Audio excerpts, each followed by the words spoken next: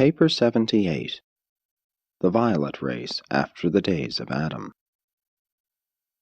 The second Eden was the cradle of civilization for almost 30,000 years.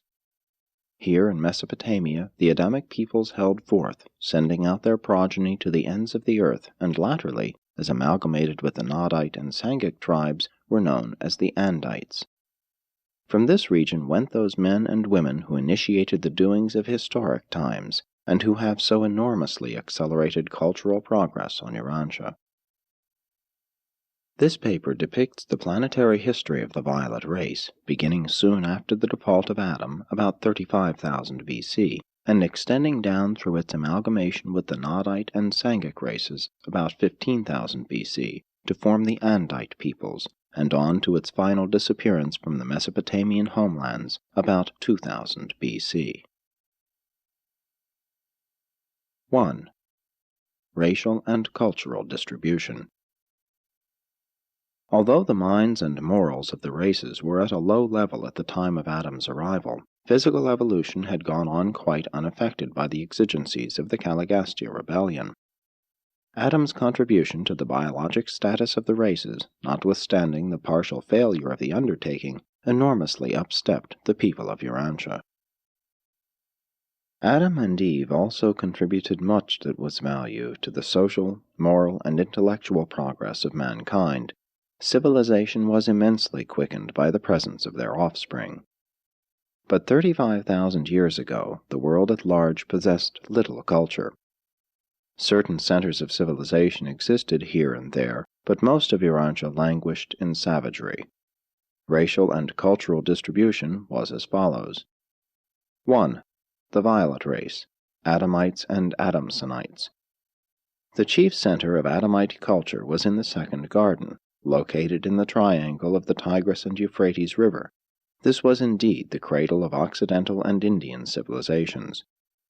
The secondary or northern center of the Violet Race was the Adamsonite headquarters, situated east of the southern shore of the Caspian Sea near the Kopet Mountains.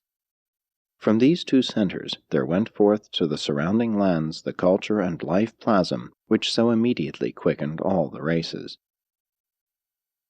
2. Pre-Sumerians and other Nodites. There were also present in Mesopotamia, near the mouth of the rivers, remnants of the ancient culture of the days of Dalmatia.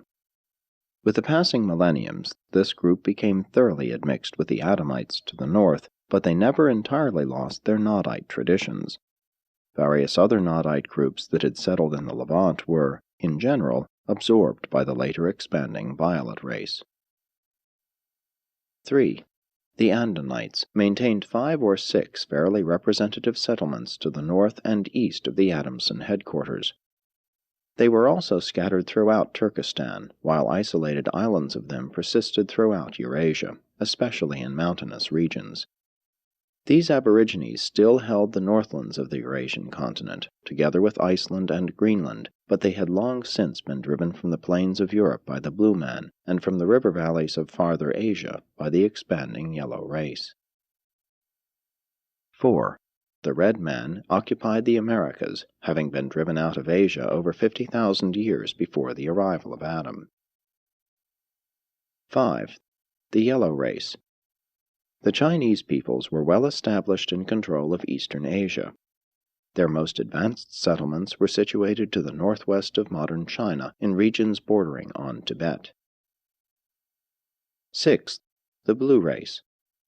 The Blue Men were scattered all over Europe, but their better centers of culture were situated in the then fertile valleys of the Mediterranean basin and in northwestern Europe.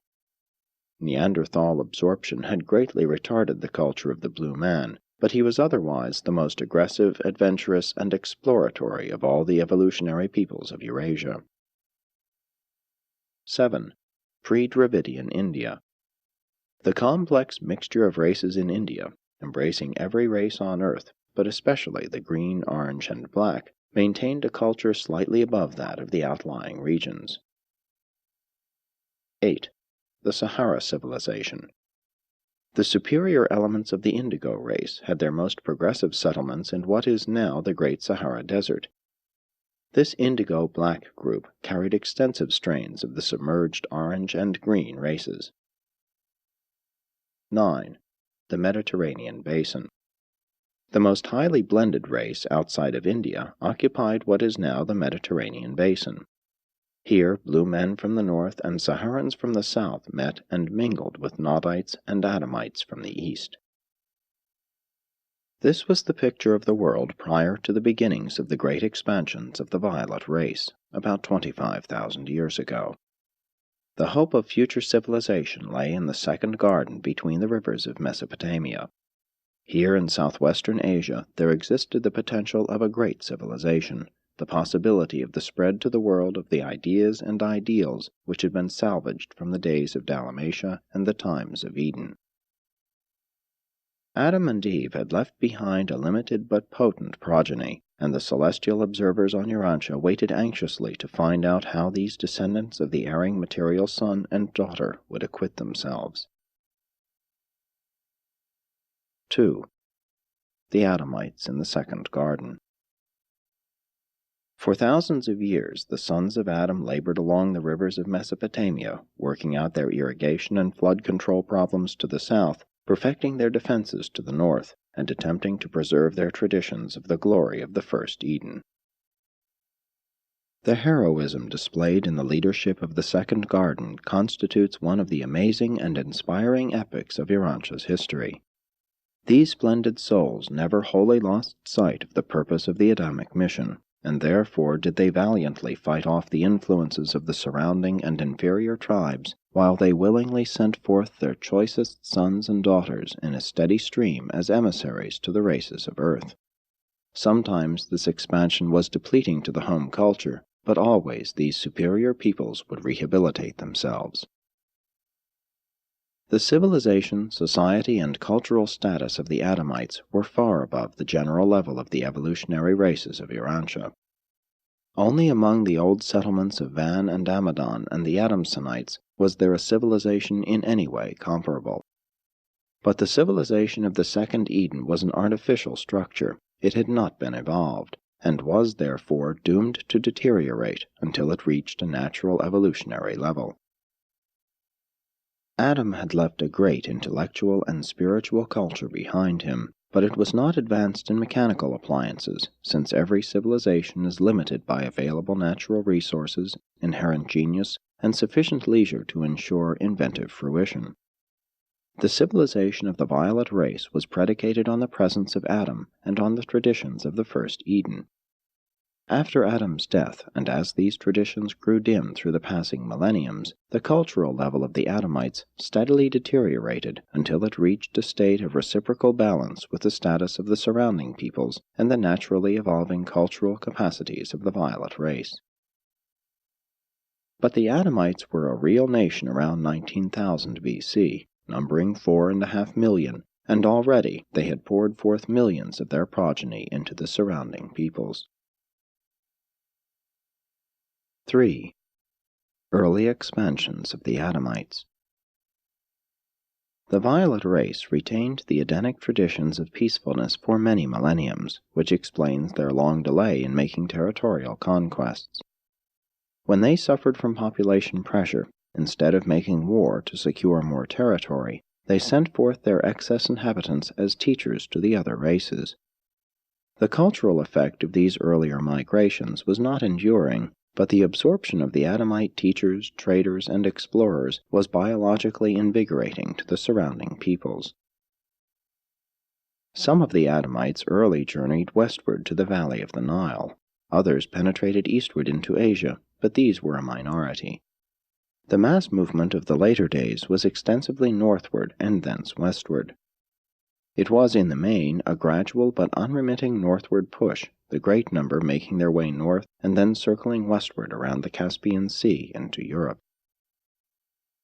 About 25,000 years ago, many of the purer elements of the Adamites were well on their northern trek, and as they penetrated northward, they became less and less Adamic until by the times of their occupation of Turkestan, they had become thoroughly admixed with the other races, particularly the Nodites. Very few of the pure-line violet peoples ever penetrated far into Europe or Asia. From about 30,000 to 10,000 BC, epoch-making racial mixtures were taking place throughout southwestern Asia. The highland inhabitants of Turkestan were a virile and vigorous people. To the northwest of India, much of the culture of the days of Van persisted. Still to the north of these settlements, the best of the early Andinites had been preserved. And both of these superior races of culture and character were absorbed by the northward moving Adamites. This amalgamation led to the adoption of many new ideas. It facilitated the progress of civilization and greatly advanced all phases of art, science, and social culture. As the period of the early Adamic migrations ended, about 15,000 BC, there were already more descendants of Adam in Europe and Central Asia than anywhere else in the world, even than in Mesopotamia. The European blue races had been largely infiltrated. The lands now called Russia and Turkestan were occupied throughout their southern stretches by a great reservoir of the Adamites mixed with Nodites, Andinites, and red and yellow Sangics. Southern Europe and the Mediterranean fringe were occupied by a mixed race of Andinite and Sangic peoples, orange, green, and indigo, with a sprinkling of the Adamite stock. Asia Minor and the Central Eastern European lands were held by tribes that were predominantly Andinite. A blended colored race, about this time greatly reinforced by arrivals from Mesopotamia, held forth in Egypt and prepared to take over the disappearing culture of the Euphrates Valley. The black peoples were moving farther south in Africa, and, like the red race, were virtually isolated. The Saharan civilization had been disrupted by drought, and that of the Mediterranean basin by flood. The blue races had as yet failed to develop an advanced culture. The Andinites were still scattered over the Arctic and Central Asian regions. The green and orange races had been exterminated as such. The indigo race was moving south in Africa, there to begin its slow but long-continued racial deterioration. The peoples of India lay stagnant, with a civilization that was unprogressing. The yellow man was consolidating his holdings in Central Asia. The brown man had not yet begun his civilization on the nearby islands of the Pacific. These racial distributions, associated with extensive climatic changes, set the world stage for the inauguration of the Andite era of Urantia civilization. These early migrations extended over a period of 10,000 years, from 25,000 to 15,000 BC. The later, or Andite migrations, extended from about 15,000 to 6,000 BC. It took so long for the earlier waves of Adamites to pass over Eurasia that their culture was largely lost in transit. Only the later Andites moved with sufficient speed to retain the Edenic culture at any great distance from Mesopotamia. 4. The Andites. The Andite races were the primary blends of the pure-line violet race and the Nodites plus the evolutionary peoples. In general, Andites should be thought of as having a far greater percentage of Adamic blood than the modern races. In the main, the term Andite is used to designate those peoples whose racial inheritance was from 1/8 to 1/6 violet. Modern Urantians, even the northern white races, contain much less than this percentage of the blood of Adam. The earliest Andite peoples took origin in the regions adjacent to Mesopotamia more than 25,000 years ago, and consisted of a blend of the Adamites and Nodites. The second garden was surrounded by concentric circles of diminishing violet blood, and it was on the periphery of this racial melting pot that the Andite race was born. Later on, when the migrating Adamites and Nodites entered the then fertile regions of Turkestan, they soon blended with the superior inhabitants, and the resultant race mixture extended the Andite type northward. The Andites were the best all-round human stock to appear on Urantia since the days of the pure-line violet peoples. They embraced most of the highest types of the surviving remnants of the Adamite and Nodite races, and later, some of the best strains of the yellow, blue, and green men. These early Andites were not Aryan, they were pre-Aryan. They were not white, they were pre-white. They were neither an Occidental nor an Oriental people, but it is Andite inheritance that gives to the polyglot mixture of the so-called white races that generalized homogeneity which has been called Caucasoid. The purer strains of the violet race had retained the Adamic tradition of peace-seeking, which explains why the earlier race movements had been more in the nature of peaceful migrations. But as the Adamites united with the Nodite stocks, who were by this time a belligerent race, their Andite descendants became, for their day and age, the most skillful and sagacious militarists ever to live on Urantia. Thenceforth the movements of the Mesopotamians grew increasingly military in character and became more akin to actual conquests. These Andites were adventurous, they had roving dispositions. An increase of either Sangic or Andinite stock tended to stabilize them. But even so, their later descendants never stopped until they had circumnavigated the globe and discovered the last remote continent. 5. The Andite Migrations. For 20,000 years the culture of the Second Garden persisted, but it experienced a steady decline until about 15,000 BC, when the regeneration of the Sethite priesthood and the leadership of Amosad inaugurated a brilliant era.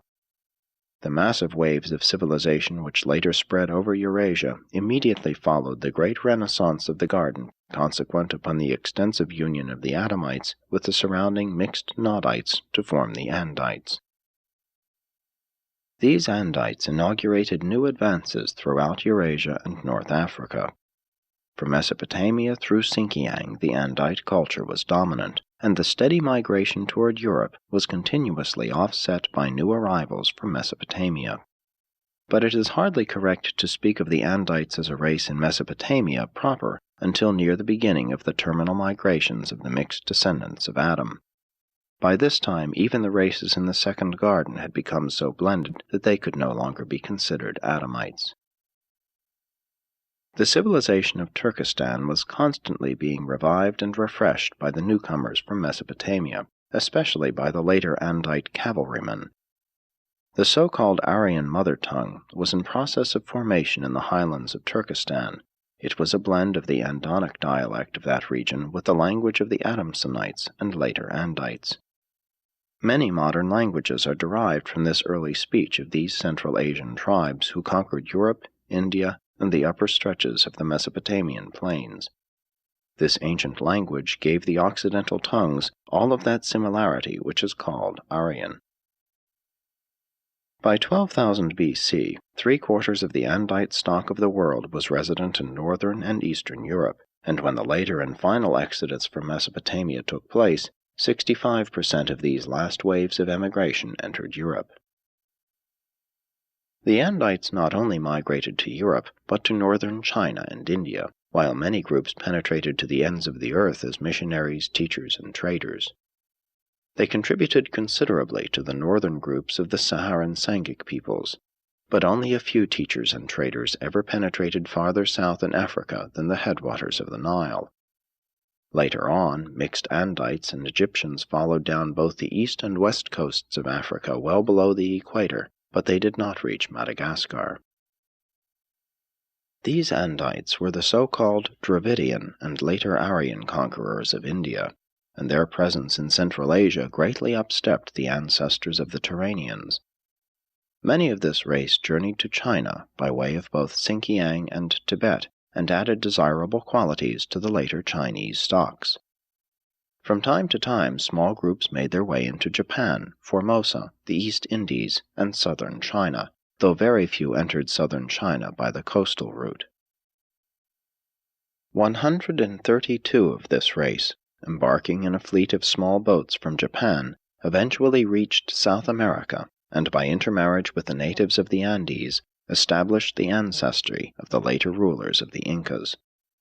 They crossed the Pacific by easy stages, tarrying on the many islands they found along the way. The islands of the Polynesian group were both more numerous and larger than now, and these Andite sailors, together with some who followed them, biologically modified the native groups in transit. Many flourishing centers of civilization grew up on these now submerged lands as a result of Andite penetration. Easter Island was long a religious and administrative center of one of these lost groups. But of the Andites who navigated the Pacific of long ago, none but the 132 ever reached the mainland of the Americas. The migratory conquests of the Andites continued on down to their final dispersions from 8000 to 6000 BC. As they poured out of Mesopotamia, they continuously depleted the biologic reserves of their homelands while markedly strengthening the surrounding peoples. And to every nation to which they journeyed, they contributed humor, art, adventure, music, and manufacture. They were skillful domesticators of animals and expert agriculturists. For the time being, at least, their presence usually improved the religious beliefs and moral practices of the older races. And so the culture of Mesopotamia quietly spread out over Europe, India, China, northern Africa, and the Pacific Islands. 6. The last Andite dispersions.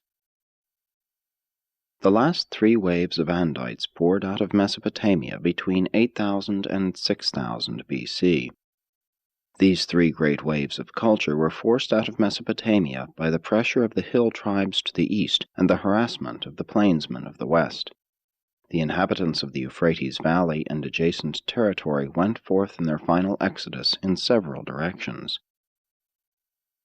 65% entered Europe by the Caspian Sea route to conquer and amalgamate with the newly appearing white races, the blend of the Blue Men and the earlier Andites. 10%, including a large group of the Sethite priests, moved eastward through the Elamite highlands to the Iranian plateau and Turkestan. Many of their descendants were later driven into India with their Aryan brethren from the regions to the north. 10% of the Mesopotamians turned eastward in their northern trek, entering Sinkiang, where they blended with the Andite yellow inhabitants. The majority of the able offspring of this racial union later entered China and contributed much to the immediate improvement of the northern division of the yellow race. 10% of these fleeing Andites made their way across Arabia and entered Egypt.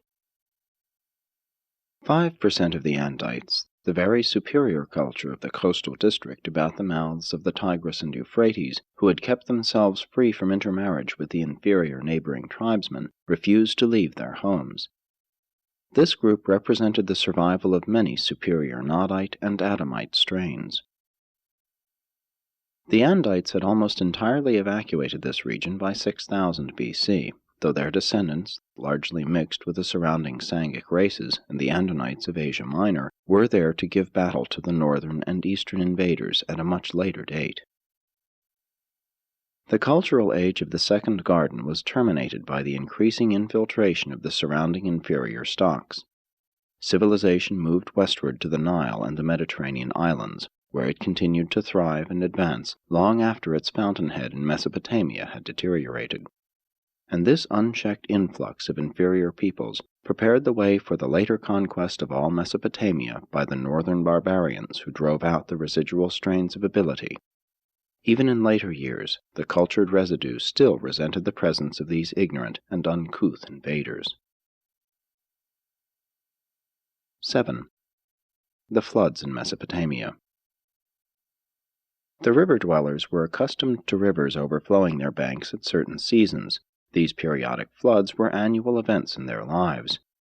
But new perils threatened the valley of Mesopotamia as a result of progressive geologic changes to the north.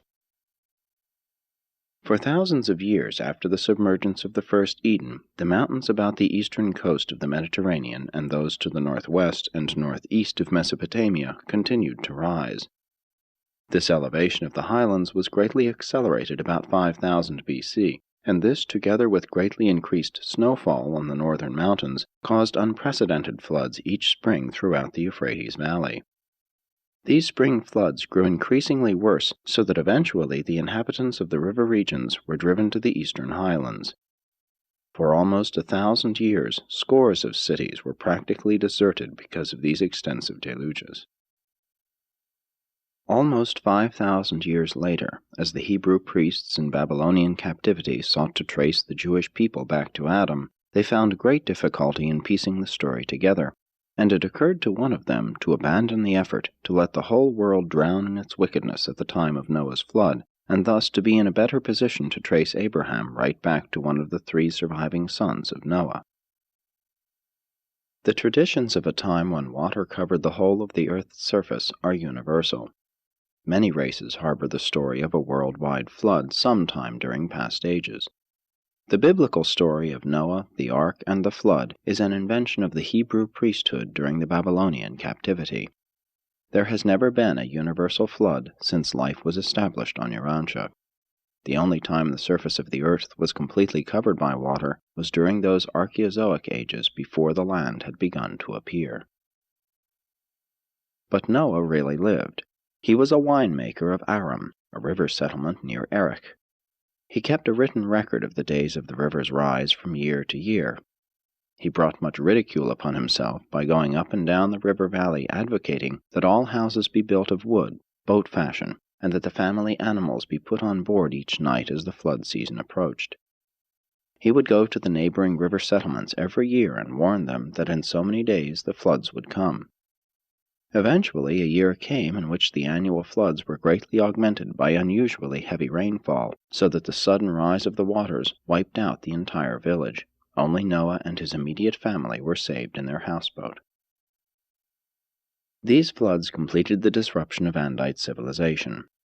With the ending of this period of deluge, the second garden was no more. Only in the south and among the Sumerians did any trace of the former glory remain. The remnants of this, one of the oldest civilizations, are to be found in these regions of Mesopotamia and to the northeast and northwest. But still older vestiges of the days of Dalmatia exist under the waters of the Persian Gulf, and the first Eden lies submerged under the eastern end of the Mediterranean Sea. 8. The Sumerians, last of the Andites.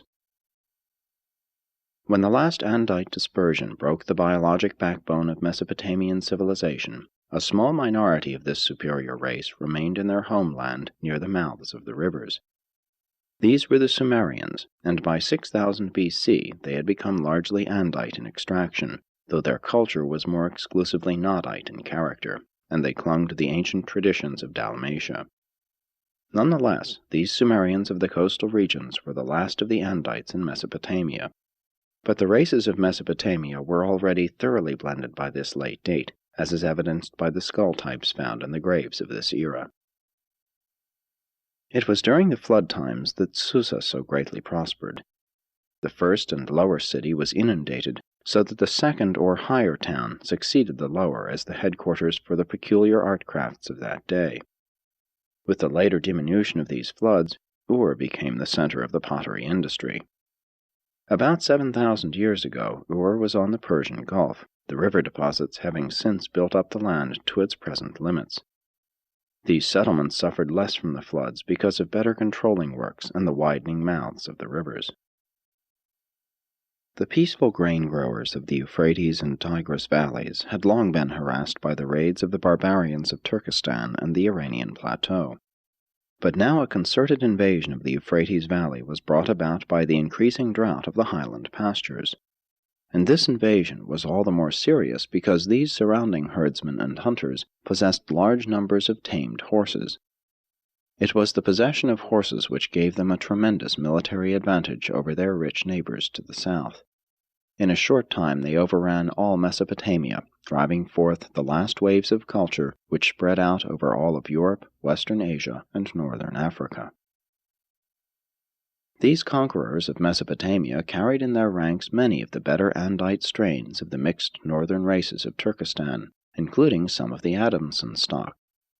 These less advanced but more vigorous tribes from the north quickly and willingly assimilated the residue of the civilization of Mesopotamia, and presently developed into those mixed peoples found in the Euphrates Valley at the beginning of historic annals.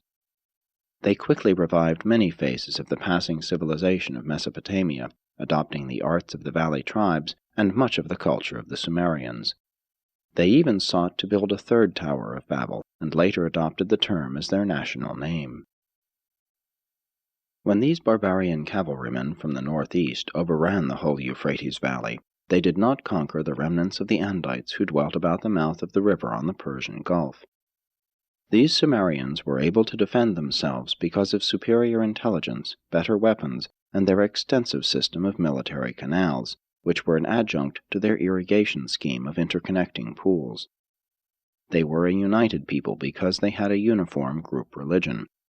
They were thus able to maintain their racial and national integrity long after their neighbors to the northwest were broken up into isolated city-states. No one of these city groups was ever able to overcome the united Sumerians. And the invaders from the north soon learned to trust and prize these peace-loving Sumerians as able teachers and administrators. They were greatly respected and sought after as teachers of art and industry, as directors of commerce, and as civil rulers by all peoples to the north and from Egypt in the west to India in the east. After the breakup of the early Sumerian Confederation, the later city-states were ruled by the apostate descendants of the Sethite priests. Only when these priests made conquests of the neighboring cities did they call themselves kings. The later city kings failed to form powerful confederations before the days of Sargon because of deity jealousy. Each city believed its municipal god to be superior to all other gods, and therefore they refused to subordinate themselves to a common leader. The end of this long period of the weak rule of the city priests was terminated by Sargon, the priest of Kish, who proclaimed himself king and started out on the conquest of the whole of Mesopotamia and adjoining lands. And for the time, this ended the city-states, priest-ruled and priest-ridden, each city having its own municipal god and its own ceremonial practices. After the breakup of this Kish confederation, there ensued a long period of constant warfare between these valley cities for supremacy, and the rulership variously shifted between Sumer, Akkad, Kish, Erech, Ur, and Susa. About 2500 BC, the Sumerians suffered severe reverses at the hands of the northern Suites and Guites. Lagash, the Sumerian capital built on flood mounds, fell. Erech held out for 30 years after the fall of Akkad. By the time of the establishment of the rule of Hammurabi, the Sumerians had become absorbed into the ranks of the northern Semites, and the Mesopotamian Andites passed from the pages of history. From 2500 to 2000 BC, the nomads were on a rampage from the Atlantic to the Pacific. The Nerites constituted the final eruption of the Caspian group of the Mesopotamian descendants of the blended Andinite and Andite races. What the barbarians failed to do to effect the ruination of Mesopotamia, subsequent climatic changes succeeded in accomplishing. And this is the story of the violet race after the days of Adam, and of the fate of their homeland between the Tigris and Euphrates. Their ancient civilization finally fell due to the emigration of superior peoples and the immigration of their inferior neighbors. But long before the barbarian cavalrymen conquered the valley, much of the garden culture had spread to Asia, Africa, and Europe, there to produce the ferments which have resulted in the 20th century civilization of Urantia. Presented by an Archangel of Nebadon.